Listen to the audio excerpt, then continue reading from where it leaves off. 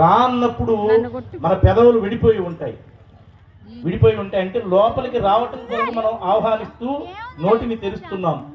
మా అన్నప్పుడు మూసుకుంటాయి. ఇంకా మళ్ళీ బయటికి ఆ యొక్క భగవత్ శక్తి అనేటటువంటిది బయటికి పోకుండా ఉండటం కొరకు సాక్షాత్తు ఒకనాడు కైలాసంలో పరమేశ్వరుడు కూర్చొని ధ్యానం చేస్తూ ఉన్నట్ట. ఈ లోకంలో ఉండేటటువంటి మునులు కానివ్వండి, ఋషులు కానివ్వండి, కిన్నెర కింపురుషాదులు అందరూ కూడా ఈశ్వర ధ్యానం చేస్తూ ఈశ్వరుణ్ణే ధ్యానిస్తూ తరిస్తూ ఉంటారు. అటువంటి ఈశ్వరుడు ధ్యానం చేస్తుంటే అమ్మవారైనటువంటి పార్వతీదేవి దిగిందట. ఆయన నీ కోసం అందరూ ధ్యానం చేస్తుంటారు కదా, మరి నీవు ఎవరికి జపం చేసుకుంటున్నావు? నీ జపమే నువ్వు చేసుకోవట్లేదు కదా అని చెప్పేసి అడిగితే అప్పుడు ఆయన చెప్పాట పార్వతీదేవికి, రామనామ తారక మంత్రాన్ని జపిస్తూ ఉన్నాను అన్నట్ట. ఆ రామనామ తారక మంత్రం ఏమిటండి? శ్రీరామ రామ రామేతి రమే రామే మనోరమే సహస్రనామ తత్తుల్యం రామనామవరాన్నే.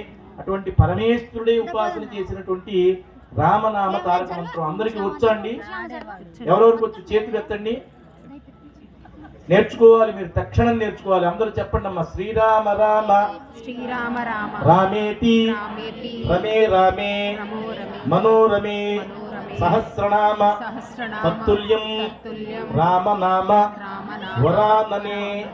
ఈ మంత్రాన్ని చదివితే రామనామాన్ని 1000 సార్లు చదివినటువంటి ఫలితం కలుగుతుందని చెప్పేసి సాక్షాత్తు పరమేశ్వరుడు పార్వతీదేవికి ఉపదేశిస్తే ఆ పార్వతీదేవి ఉపాసన చేసినటువంటి రామనామ తారక మంత్రం. సంగీత ప్రియ శ్రీ లక్ష్మీ తిరుపతాంబాదేవ్యై నమః. గణపతి తాళ సేవామవధారయ. జై గజానన మహారాజ్ కి జై, గజానన మహారాజ్ కి.